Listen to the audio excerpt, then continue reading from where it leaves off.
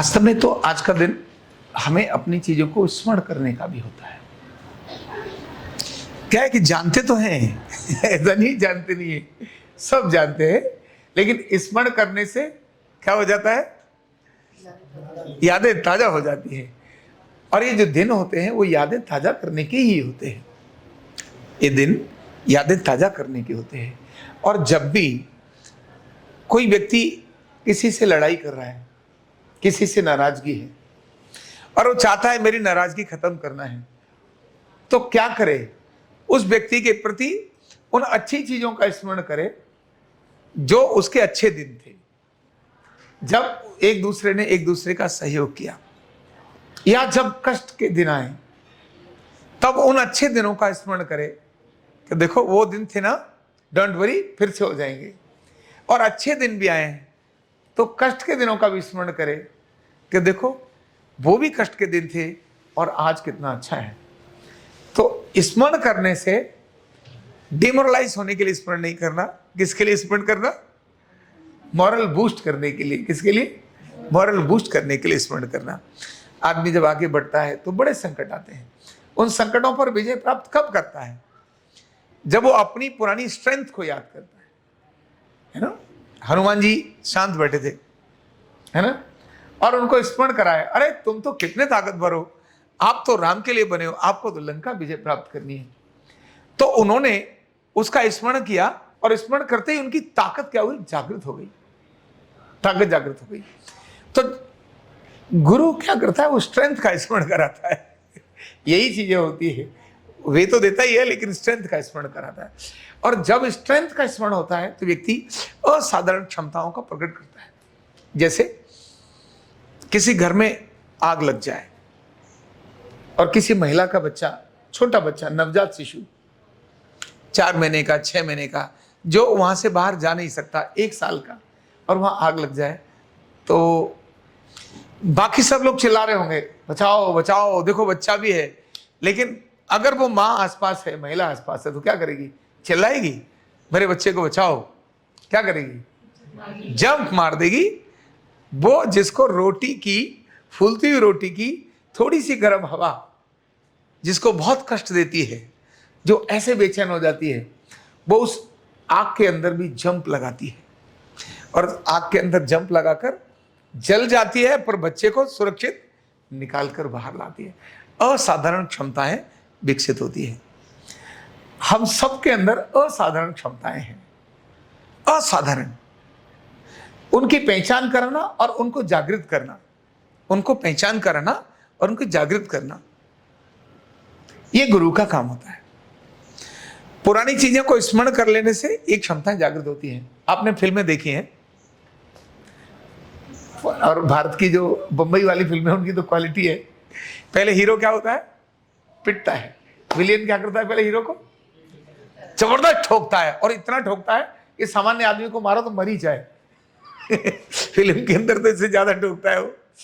और उस समय जब वो ठुकरा होता है और जब लग रहा होता है, पहले वो 2-4 मारता है, आपस में मारता है, फिर विलेन उसको इतना ठोकता है, इतना ठोकता है, और आखिर में उस हीरो के कहां से ब्लड निकलता है?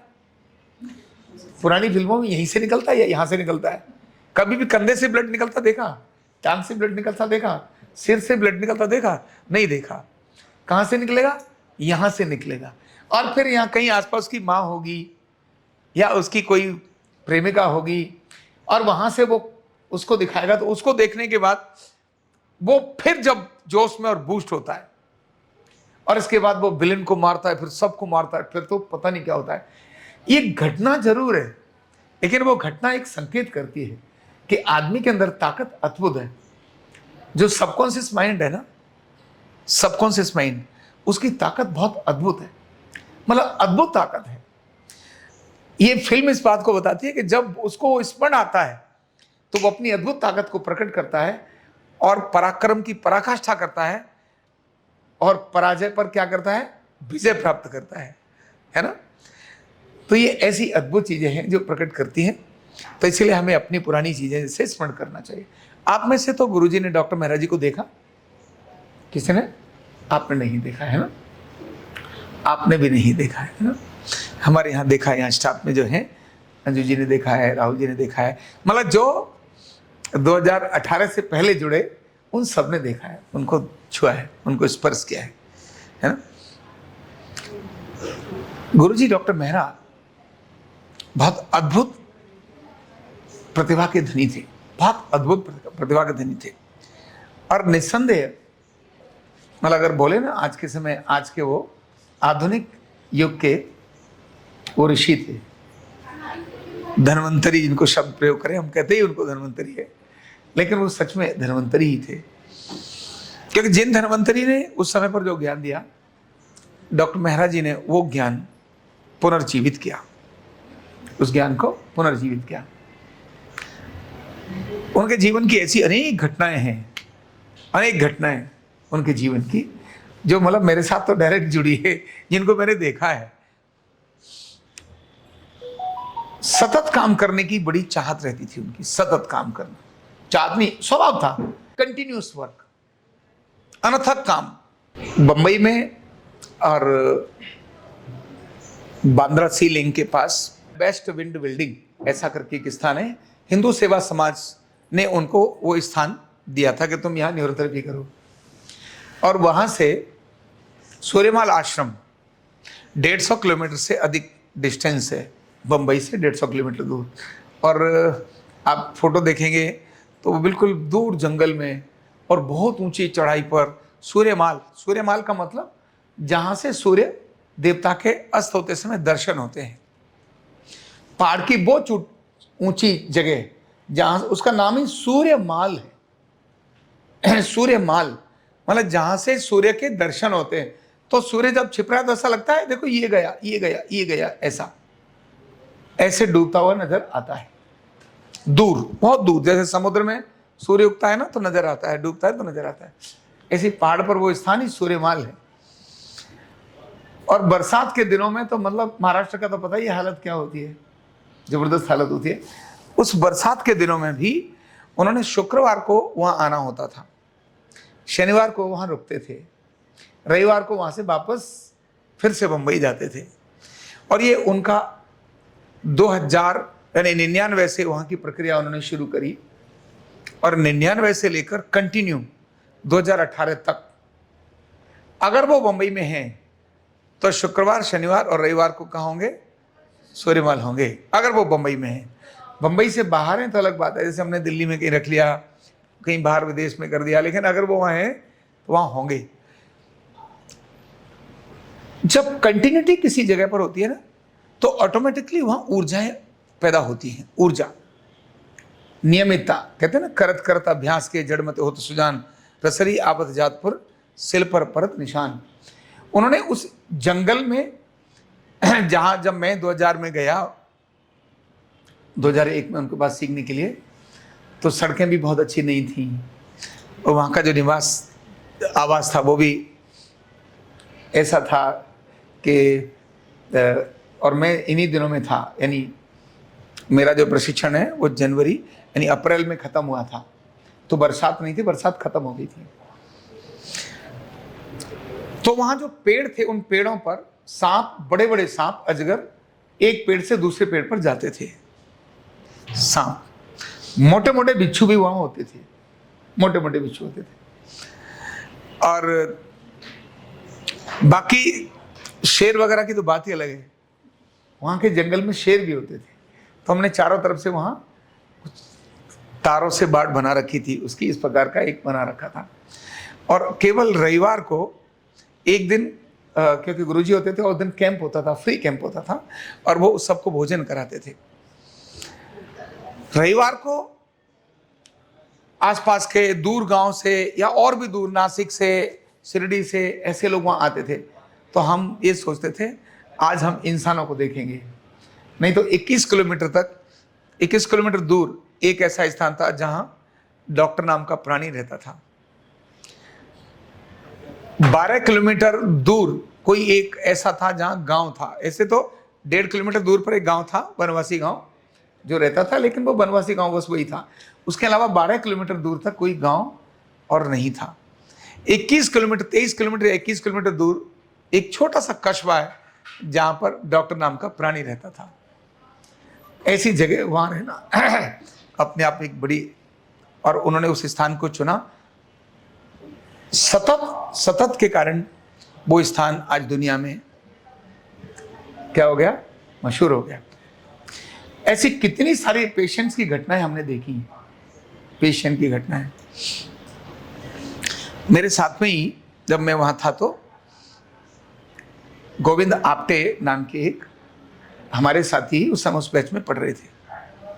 22 लोगों का हमारा बैच था।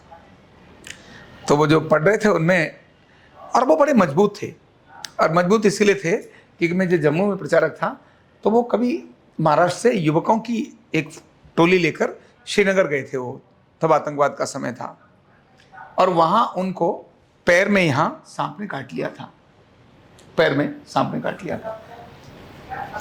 अब वो सांप ने जब काट लिया तो अब क्या करें, तो अपने साथियों को न बताना और लोग डर जाएंगे पता नहीं क्या होगा, तो उन्होंने अपने पैर को ऐसे काटा ब्लेड से, और वहां से ब्लड निकाला, और ब्लड निकाल करके इस जगह पर पैर को टाइट करके बांध लिया, और वहां से श्रीनगर से उनको जम्मू आना था। उन्होंने कहा जम्मू जाके देखेंगे। जिस व्यक्ति ने पैर बांध लिया हो तो वो पैर कैसा हो जाएगा, नीला हो जाएगा। ब्लड तो निकाल दिया लेकिन सारा पैर नीला हो गया उनका, मोटा हो गया। किसी को बताया नहीं, 12 घंटे से अधिक का समय लग गया उनको। और तब जम्मू आने के बाद जब सुरक्षित एरिया में आ गए सब लोग, तब वहां का जो हॉस्पिटल है वहां दिखाया और वहां उन्होंने उपचार कराया। तो डॉक्टर कहने लगे ये क्या हुआ, तुमने ऐसे किसी को बताया नहीं? तो बाकियों ने देखा, बोले अरे आपने जी आपने बताया नहीं। मतलब इतना मजबूत अंदर का व्यक्ति हो। एक रात को उनको वहां फूड पॉइजन हो गया, शाम को जबरदस्त फूड पॉइजन हो गया रात को। और हम लोग गुरुजी के साथ, ये शुक्रवार की बात है, शनिवार शुक्रवार की रात की बात है, शुक्रवार की रात की बात है, गुरुजी आए हुए थे। तो रात को 11 बजे तक उनके साथ गप्पे मारना, बातचीत करना, कुछ उनसे सीखना, उनसे कुछ जानना, हमारे मन के अंदर जिज्ञासाएं बहुत होती थी। तो उनके साथ जब वो थोड़ा समय तो मिलता था, उस समय पर वहीं हम जो होता था उनसे सीखते थे। गुरुजी को भी कहानियां घटनाएं सुनाने की बड़ी आदत थी, बहुत सुनाते थे। तो रात को 11 साढ़े 11 बज गए। उस समय गोविंद आप्टे जी को पेट दर्द हो रहा था, लेकिन उन्होंने बताया नहीं। 1 बजा, 1 बजा तो उनको बहुत ज्यादा पेट में दर्द होने लगा और उल्टियां जबरदस्त रात को होने लगी। तो उनके जो रूममेट थे वो भी थेरेपिस्ट तो थे, पहले सीखा हुआ था बंगाल से कहीं और से, तो वो अपने लेवल पर जो कुछ कर रहे थे, कुछ बात बनी नहीं। उनको उल्टियां, पेट दर्द, भयंकर पेट दर्द, भयंकर उल्टियां जबरदस्त हो रही। तब आप्टे जी ने उनको कहा कि गुरुजी के पास जाने हैं। वो बाकी लोग बोले गुरुजी के पास चलते हैं। बोले जाओगे लेकिन उनको जगाएगा कौन? तो आप रामगोपाल जी को बुलाओ। आप्टे जी की मेरी अच्छी मित्रता थी। उन्होंने कहा कि गुरुजी के साथ ऐसे रात्रि में अगर कोई व्यक्ति जा सकता है तो वो रामगोपाल है, क्योंकि रामगोपाल ही गुरुजी के साथ ज़्यादा अधिक निकट से रहते हैं और गुरुजी उनकी बात को मानते हैं।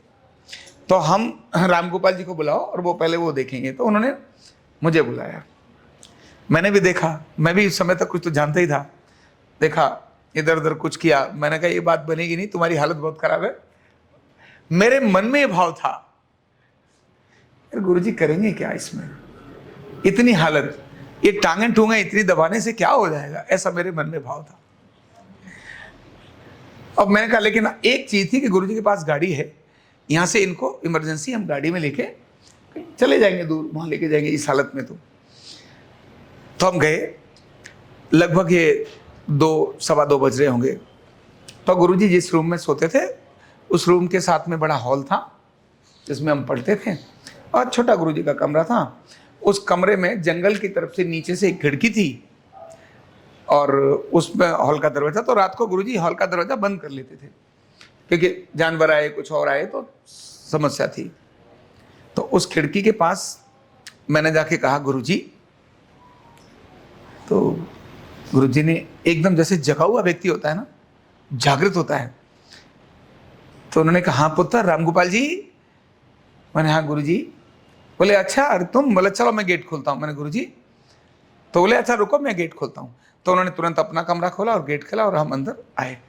तो बोले अरे वाह, आओ आओ बैठो। तो मैंने गुरुजी वो आप्टे जी की तबीयत ठीक नहीं है, बहुत खराब है। आपटे जी का चेहरा लाल, आंखें बाहर निकलने को तैयार। उन्होंने कहा, अरे, उन्होंने कहा ठीक है। तो वहीं तुरंत कुर्सियां लगी थी, एक नीचे गद्दा लगा हुआ था, उस पर गुरुजी ने कहा लेट जाओ, लेट आओ, और मुझे कहा भगवान ट्रीटमेंट दो। वो ऐसे ही बोलते थे। अब मैंने ट्रीटमेंट देना शुरू किया। उन्होंने कहा चलो ये वाला पॉइंट दो, 15 CNS दो, पॉइंट गर्ल दो, ऐसा उन्होंने बोला। देना शुरू किया। 5 मिनट हो गए, 7 मिनट हो गए, कोई फर्क ही नहीं पड़ रहा। पूछा आपटे जी अब कैसा है? आपटे जी कहते गुरुजी कोई फर्क नहीं है, बहुत दर्द है, बहुत दर्द है। 5-7 मिनट ट्रीटमेंट देने के बाद कोई फर्क नहीं हुआ। तो गुरुजी अपने फिर कमरे में गए, हॉल में ही जो कमरा था उस कमरे में गए, और लगभग 1-1.5 मिनट के अंदर वो वापस आए। और जब वो वापस आए तो मैंने देखा गुरुजी कमरे में से वापस आ रहे। क्या लाइट थी, जबरदस्त लाइट थी उनके अंदर, क्या दिव्यता थी उनके अंदर। और वो अंदर से बाहर निकल कर आए और उन्होंने फिर अपनी कुर्सी पर बैठा और उन्होंने कहा पुत्र ट्रीटमेंट दो।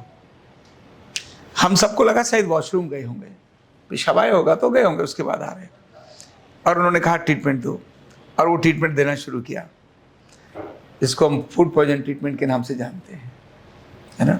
वो देना शुरू किया, और देने के 5 मिनट के बाद ही पूछा आपटे जी कैसा लग रहा है? आपटे जी कहते हैं गुरुजी 20% फायदा है। जब उन्होंने कहा फायदा है, फिर से वो ट्रीटमेंट दिया। 15 से 20 मिनट के अंदर आपटे जी 100% नॉर्मल होकर बैठ गए। उन्होंने कहा गुरुजी अब मेरे कोई दर्द नहीं है। ऐसी रात्रि में जब सारी तरफ निराशा थी, सब तरफ अंधकार था, ऐसा लगता था इसका क्या होगा। हमारे मन को भी था गुरुजी लेकर चलें हॉस्पिटल, लेकिन उन्होंने उनको ट्रीटमेंट किया। और फिर उन्होंने एक बात बोली, उन्होंने कहा कि इनको सीवियर फूड पॉइजन था और इनकी आज मृत्यु निश्चित थी। उन्होंने कहा कि क्योंकि इससे पहले भी कुछ एक जगह पर्टिकुलर गांव का नाम बताया कि वहां पर 125 लोगों को फूड पॉइजन हुआ था किसी जगह शादी में कुछ खाने के बाद। उन्होंने कहा मैंने उनको बोला था मुझे बुलाओ, मैं आता हूं, मैं ट्रीटमेंट करूंगा, ये अच्छे हो जाएंगे। लेकिन वो 125 के 125 लोग मृत्यु को प्राप्त कर गए थे। बोले इतना सीवियर फूड पॉइजन था उनको। तो मतलब ऐसे अद्भुत कारनामे गुरुजी ने देखा है। जब वहां से इधर आए, दिल्ली में तो बहुत बार हम बुलाते थे। शुरुआत में क्या था, गुरुजी अपने पैसे से ही सारे देश में यात्रा करते थे, खुद ही पैसा लगाते थे, खुद ही देखने के लिए जाते थे। और न्यूरोथेरेपी कैसे घर घर पहुंचे, न्यूरोथेरेपी को लोग जाने, इसके लिए वो सबसे बहुत आग्रह करते थे, सीखो भाई तुम भी सीखो, ऐसा करके आग्रह करते थे। जब हम लोग वहां पहुंचे तो हमने कहा गुरुजी इस मिशन को, अब वो जो घटना थी ना, उस रात वाली जो घटना थी, वो घटना मेरे जीवन की परिवर्तन की घटना बनी। ये जो आपटे जी वाली थी, फूड पॉइजन वाली, उसके बाद मैंने 100% कहा, मैंने अब मुझे कुछ सोचना नहीं, अभी एक ही चीज पर काम करना है, और वो है न्यूरोथेरेपी। मतलब मेरे टर्निंग पॉइंट जो था वो वाला था। उसके बाद में जब वो इधर दिल्ली आते तो कितनी सारी दिल्ली में घटनाएं घटी, ऐसे लोगों को हमने देखा। अब तो हम यहाँ सैकड़ों और हजारों लोगों को देखते हैं, तब तो इनको देखना कठिन था। मैं गंगाराम में था, गंगाराम में नहीं था, गंगाराम के एक डॉक्टर से परिचय था हमारा। वहाँ डॉक्टर नलिनी कौल वहाँ की डायरेक्टर थी, उनको मिलना था। तो हमने डॉक्टर ये अपने कार्डियक सर्जन थे, अभी नाम बताऊंगा उनका, गुरुजी आए हुए थे। तो उनको मैंने कहा गुरुजी वो डॉक्टर साहब से मिलना है, और जो गंगाराम की डायरेक्टर है उनको मिलना है। पहले क्या होता था, डायरेक्टर एलोपैथिक डॉक्टर मिले और उनको अपनी न्यूरोथेरेपी समझाएं, हो सकता है वो हमारे विज्ञान को आगे बढ़ाएंगे, ऐसा अपनी सोच रहती थी। तो एलोपैथिक डॉक्टर्स को समझाएं हम क्या करते हैं, ये ज्यादा रहता था। और एलोपैथिक डॉक्टर्स को पसंद नहीं करते थे, धुतकार देते थे। लेकिन तो भी हमने कहा यही लोग हैं जो उसको प्रूव करेंगे। तो वहां उनको मिलने का क्रम बनाया। जब उन डॉक्टर को, जो कार्डियक सर्जन थे, उनके साथ उन्होंने कहा आओ मैं डॉक्टर नलिनी कौल को मिलाता हूं। डॉक्टर नलिनी कौल ऐसे विज्ञान के प्रति थोड़ी रुचि रखती हैं, अभी हैं वो, रुचि रखती हैं। उन्होंने जब डॉक्टर कॉल को मिलाया तो डॉक्टर कॉल की कंटिन्यू मीटिंग थी और 5 मिनट उन्होंने समय दिया था, तो भाई 5 ही मिनट है मेरा समय। अब गुरुजी और हम लोग जब उनके पास पहुंचे और बातचीत शुरू हुई तो 1.5 घंटा डॉक्टर कॉल के साथ बात हुई। 1.5 घंटा, 5 मिनट वाली समय दे रही थी और उस दिन इंटरव्यू चल रहे थे। 1.5 घंटा वहीं बात हुई गुरुजी के साथ। उन्होंने कहा कि अच्छा, जो हमारे यहाँ के मालिक हैं डॉक्टर भरतराम, उनको कैंसर की तकलीफ है, जरा गुरुजी वहां चलेंगे? बोले हाँ चलो। जब वहां पहुंचे और डॉक्टर भरतराम को देखा, भरतराम को जो टेम्परेचर डाउन जा रहा था, गुरुजी ने ट्रीटमेंट देकर उसका टेम्परेचर अप किया। तो डॉक्टर नलिनी कौल ने कहा कि मेरी एक मेडिसिन की सीनियर डॉक्टर है, उसको चिकनगुनिया हो गया, वो चल नहीं पा रही है, तो गुरुजी क्या उनको बुला लूं? अब समय था वहां 1:30 बज रहे थे और गुरुजी की फ्लाइट शायद 3:30 बजे की थी। वहां से गंगाराम आकर वापस हॉस्पिटल जाना, ये था ये जो एयरपोर्ट से पहले बाईं तरफ है ना, बड़े जो फार्म हाउस बने हुए हैं सारे, रजोकरी है क्या एरिया है ना, महिपालपुर के पास में ही वो रजोकरी, वहीं पर रहते थे वो। तो हम वहाँ थे। अब वहाँ से इधर जाना वापस जाना, फ्लाइट पकड़ना बड़ा टेढ़ा था। तो फ्लाइट का ध्यान देखते हुए डॉक्टर कॉल ने कहा एक काम करती हूँ, क्या मैं यहाँ एयरपोर्ट पर बुला लूँ उसको? तो गुरुजी ने कहा बुला लो। अब एयरपोर्ट पर नलिनी कौल ने डॉक्टर को बुलाया। जब वो आई तो ऐसे थे, चल नहीं पा रही थी, यहीं हॉस्पिटल में ही थी, डॉक्टर पूजा खोसला जिसका नाम है, यहीं थी, चल नहीं पा रही थी, जबरदस्त दर्द थे और वो चिकनगुनिया वालों को ही देख रही थी, उन्हीं को चिकनगुनिया हो गया। अब ट्रीटमेंट कहाँ दें एयरपोर्ट पे, बड़ी समस्या। तो जहां एयरपोर्ट पर केवल पहले उसमें एंटर करते हैं, क्योंकि अंदर तो बिना टिकट के जा नहीं सकते, तो जहां से पहला एंट्री होती है उसके बीच में छोटा स्पेस होता है जहां पहले चेक करते हैं, उसके बाद आगे जाते हैं। तो उनको जो चेक करने वाले थे उनको बोले ये डॉक्टर है और ये एक पेशेंट आया है, इन्होंने यहाँ देखना है, क्या अंदर देख सकते? बोले अंदर नहीं जा सकते आप। उसको रिक्वेस्ट किया, उन्होंने कहा मैं गंगाराम के अंदर डॉक्टर हूँ, मैं वहाँ की डायरेक्टर हूँ। तो उसने कहा अच्छा ठीक है, डॉक्टर का रिस्पेक्ट करते हैं ना लोग। तो उस बीच वाले केबिन में रोक लिया, वहीं एक चेयर डाली, उसी की चेयर जो चेक करने वाला था उसकी चेयर डाली और गुरुजी ने वहाँ जो उसको ट्रीटमेंट दिया। जैसे ट्रीटमेंट दिया, मुश्किल से 2 मिनट का ट्रीटमेंट था और वो ट्रीटमेंट क्या दिया, उसके बाद जो डॉक्टर पूजा खोसला खड़ी हुई, वो कहती है मेरे तो कोई दर्द नहीं है, मेरे तो सारे दर्द गायब हो गए। ये देखने के बाद डॉक्टर नलिनी कौल भी रो रही है, पूजा खोसला भी रो रही है, गुरुजी भी रो रहे हैं और हम सब रो रहे हैं। क्यों? ये अद्भुत चीज देखने को मिली, मतलब बहुत अद्भुत चीज देखने को मिली। उसके बाद तो डॉक्टर कौल बड़ी दीवानी हो गई और उन्होंने कहा कि ये काम तो हमारे हॉस्पिटल में भी होना है। फिर मुझे यहाँ विधिवत तरीके से उन्होंने इस जगह पर बिठाया। डॉक्टर मेहरा गुरुजी बहुत अद्भुत व्यक्ति थे।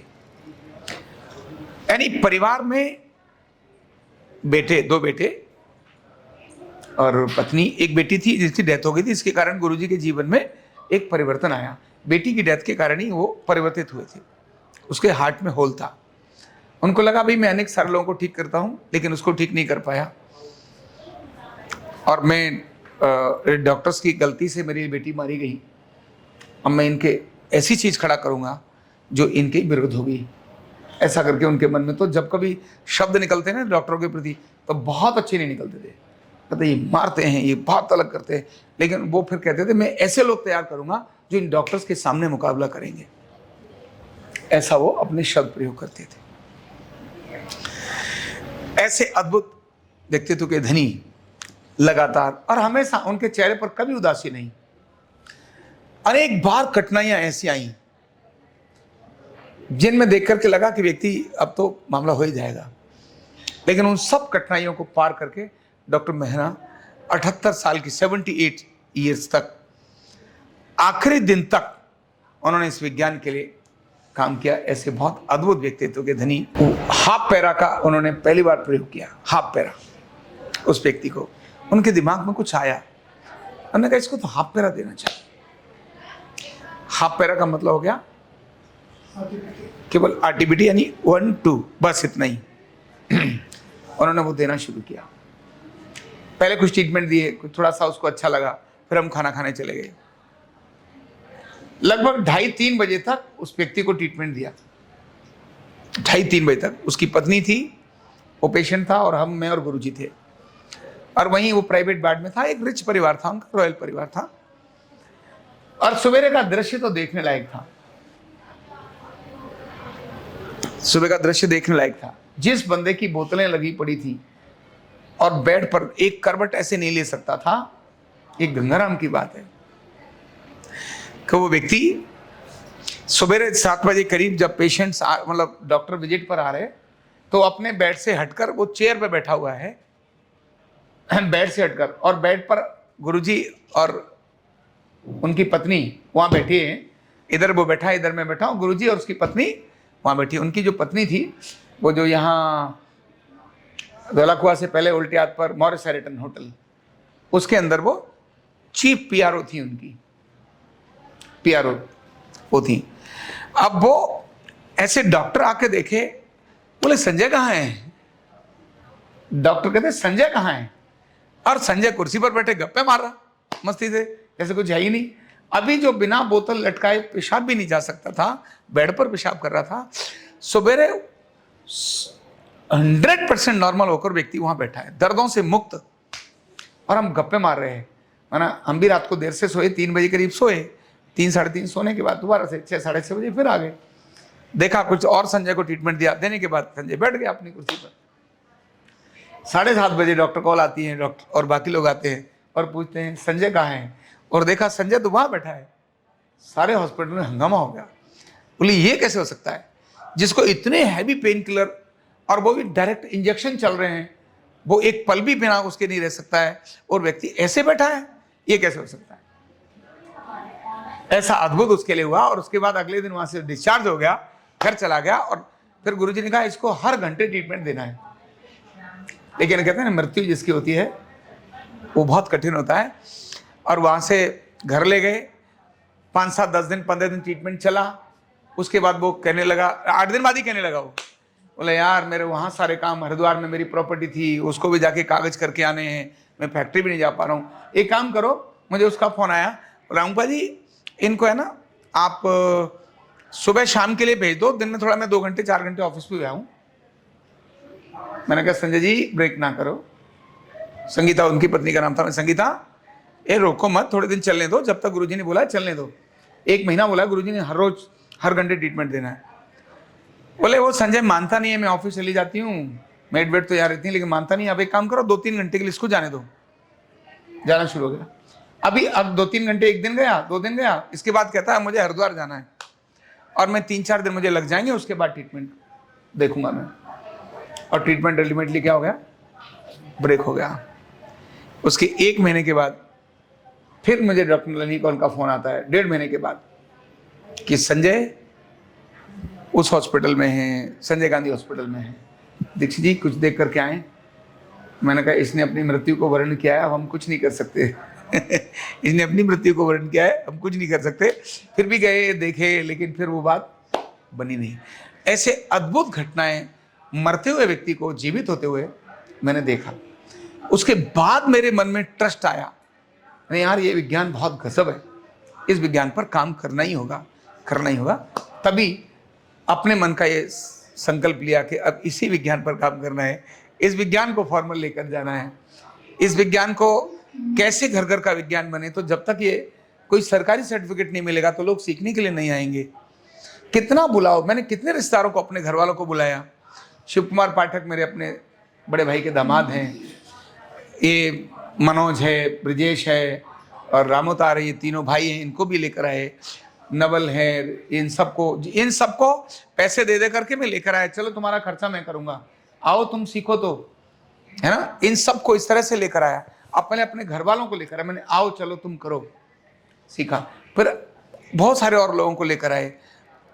पर सरकारी मान्यता के बिना काम चलेगा नहीं। तो सरकारी मान्यता कैसे हो, तो पहले स्किल में लेकर गए, अब तो बात ही अलग है। अभी अपने मन को ये लगता है ये विज्ञान अद्भुत विज्ञान है, ये इस ज्ञान पर जो रिसर्च होगी और ज्यादा शोध होंगे तो यही ज्ञान वो है। क्योंकि हमने देखा है, आंखों से देखा है घटनाओं को घटते हुए। अपने हाथों से घटनाओं को किया है, तो जब वो घटनाएं हो रही हैं, इसका मतलब इसके अंदर सत्यता बहुत अधिक है। ये फेक नहीं है, ये झूठा नहीं है, ये ताकतवर चीज है। हाँ, इनके और चीजें क्या है, इनकी जड़ क्या है, मतलब कहते हैं ना कि कहीं ऊपर नजर आ रहा है, अब उसको खोदना है, भंडार निकल कर आने वाला है। वो भंडार जब ऊपर कहते हैं ना थोड़े में ही नजर आता है, सोने और चांदी की जो खदान है ना, सोने और चांदी की जब खदान है वो कोयले में होती है, नजर आ रहा है अच्छा सोना है थोड़ा, अब जब नीचे खोदेंगे तो कितना बड़ा भंडार निकल कर आएगा, है ना। तो वही सोच करके इसके अलग सिद्धांतों पर काम करना शुरू किया, जिन सिद्धांतों के बारे में आप सबने अभी मैं भी पढ़ाऊंगा, लेकिन और पढ़ने को मिलेगा। यानी जब अर्धनारीश्वर के सिद्धांत की बात मैं करूंगा आपको पागल हो जाएंगे। मतलब मैं खुद, मेरा दिमाग खराब हो गया, मैं इतनी चीजें मैं लिखने लगा, इतनी चीजें सर्च करने लगा, मुझे इतनी चीजें देखने लगा। और एक क्रोमोसोम भी अर्धनारीश्वर है, इसका मतलब क्रोमोसोम पर न्यूरोथेरेपी काम करती है। क्रोमोसोम पर अर्धनारीश्वर के सिद्धांत एसिड एल्कलाइन मतलब वहां तक काम करती है। बहुत अद्भुत है, बहुत कमाल है। और नाभि की जब बात करते हैं तो नाभि की चीजों को देख करके तो पागल ही हो जाता है एकदम दिमाग। इसीलिए मैंने मास्टर्स में जो इसका जो BWNS के बाद MWNS करेंगे ना यूनिवर्सिटी में मास्टर्स, उसके अंदर नाभि का पूरा एक बुक है, यानी एक एग्जाम नाभि का है, एक एग्जाम सिर्फ अर्धनारीश्वर का है। मैंने कहा ये पूरा वहां तक शोध करके लेके जाना है और उसको इतना बड़ा बनाना है जिससे माइक्रो से माइक्रो जहां एलोपैथ पहुंच भी नहीं सकती, उससे आगे न्यूरोथेरेपी काम करेगी। ऐसा स्थान, ऐसी चीजें उसमें दिखती हैं, मतलब अभी अपने को दिखती हैं, घटती हुई दिखती हैं। अच्छा ये ऐसा हो रहा है, ऐसा दिखता है, ऐसा होता है।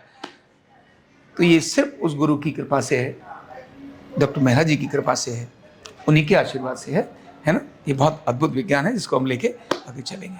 बहुत बहुत धन्यवाद। न्यूरोथेरेपी का कंप्लीट कोर्स सीखने के लिए जुड़िए हमारे ऑनलाइन ट्रेनिंग प्रोग्राम से और जानिए करीब 100 बीमारियों का इलाज बिना दवा और बिना मशीन के। इस न्यूरोथेरेपी ऑनलाइन ट्रेनिंग प्रोग्राम से आप घर बैठे बन सकते हैं गवर्नमेंट सर्टिफाइड न्यूरोथेरेपिस्ट। रजिस्ट्रेशन के लिए नीचे दिए गए नंबर पर अभी कॉल करें। और हाँ, हमारे वीडियो को लाइक करना, शेयर करना और चैनल को सब्सक्राइब करना बिल्कुल भी ना भूलें। धन्यवाद।